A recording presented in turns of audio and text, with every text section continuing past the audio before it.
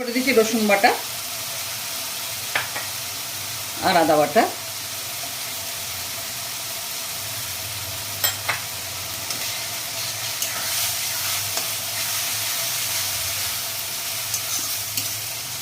এইভাবে কেটে এঁচোড়টা অবশ্যই রান্না করবেন, দেখবেন নর্মাল এঁচোড় রান্নার থেকে এই এঁচোড়ের স্বাদটা একটু আলাদা হবে এবং সেটা ভালোই হবে।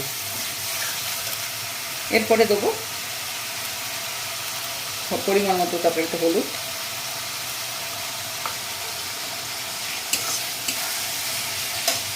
এখানে দেবো লঙ্কার বাটা,